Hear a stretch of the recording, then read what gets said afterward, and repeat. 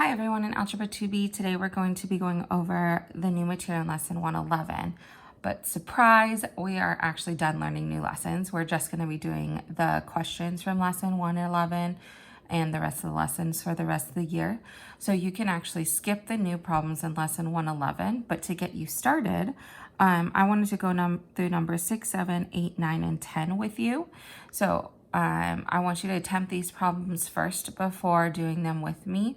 You can always do the problem or pause the video, do one problem, then check and make sure it's right, then do the next one. I don't really care how you do it, but this tactic is used to hopefully help you make sure you know what the concepts are. It's usually going over just the newest concept that we've gone over. So for number 6, this is from lesson 110. I am going to start by looking at the positive. So what I'm going to do is I'm going to set x plus 4 greater than 0 and set x minus 2 greater than 0. That's my positive. So when I move the 4 to the other side, it becomes negative. When I move the 2, it becomes positive. So that means x is greater than negative 4, and then x is greater than 2. Well, this right here is not a positive number, and I'm looking for the positive. So this is not going to be the inequality that I'm going to graph. Now what I'm going to do is I'm going to look for the negative, but this time I have to flip the inequality. So it's going to be x plus 4 is less than 0, and then x minus 2 is less than 0. Move the 4, move the 2. So if x is less than negative 4, then if x is less than 2, again, this is a negative, which I'm looking for a negative, but this one's a positive, which means I'm not going to use that one. These are going to be my two endpoints on my diagram. It's negative 4 and positive 2. And this is integer, so remember you're going to use points, not the dot with an arrow. So I'm going to do negative 6, negative 5.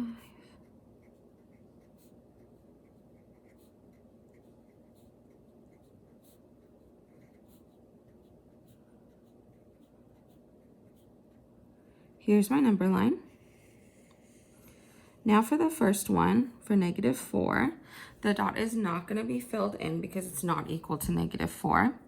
But I'm going to fill in all the points to the left of negative 4, which would be negative 5, negative 6, and everything else to the left. Now on positive 2, it's also going to be open because it's not equal to 2. But I'm going to do everything greater than 2, which would be to the right of 2. So it would be 3, 4, and everything to the right. And that would be your number line. Now for number 7, the first thing you have to do is bring everything over to the left, which would be x squared minus 5x plus 6 is greater than 0. I'm going to factor that.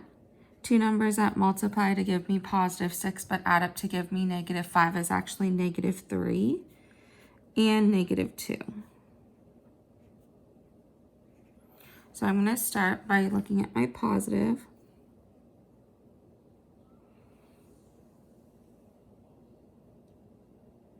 And for this one, I'm going to go x plus 3, x minus 3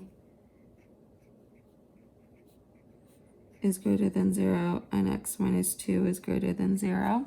Okay, so x is going to be greater than 3, and then x is going to be greater than 2.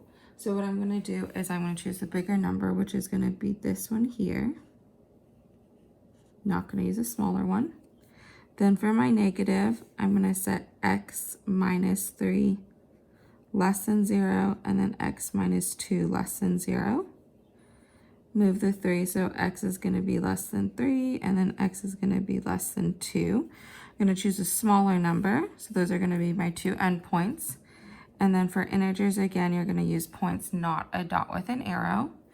So I'm going to diagram this as 0, 1, 2, 3, 4, 5.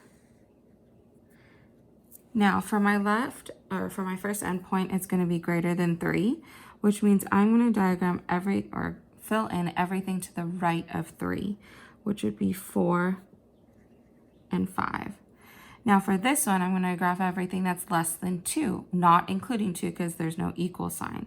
So that would be everything to the left of 2, which would be 1 and 0, and then everything on either side of those. Now moving on to number 8, what I'm going to do is essentially just double this. So it'd be x to the 1/2 plus y to the 1/4. We're going to multiply it.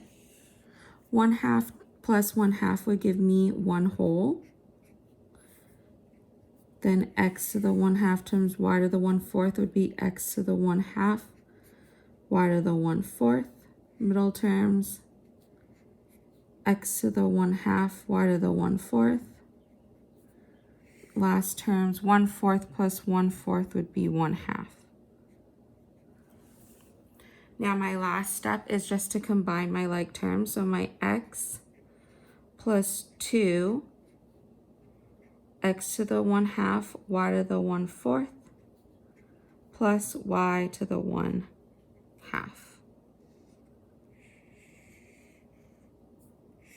And that would be number 8.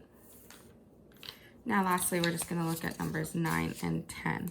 So number 9 is similar to the one we just did. We're just going to double that. So it'll just be x to the 1/2 minus y to the negative 1/2.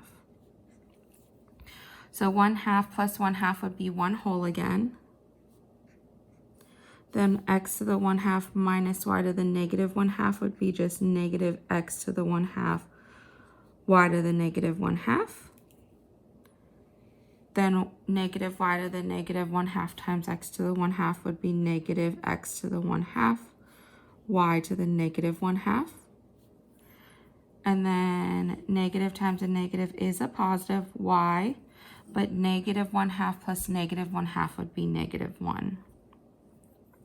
So now you're going to get a result of x minus 2, x to the 1/2, y to the negative 1/2, plus y to the negative 1. So remember, when the bases are the same, you just add the exponent together. Don't multiply them. And then lastly, for number 10, all I'm going to do is I'm going to distribute this 2 to the exponent. So that would become x to the 2 over 2, and then y to the negative 2 over 2.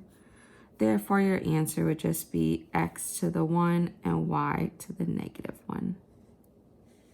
And that should have got you started on lesson 111. Remember, you can skip numbers 1 and 2. Don't do them. And that will show me that you're actually watching this video. So have a great day. Bye.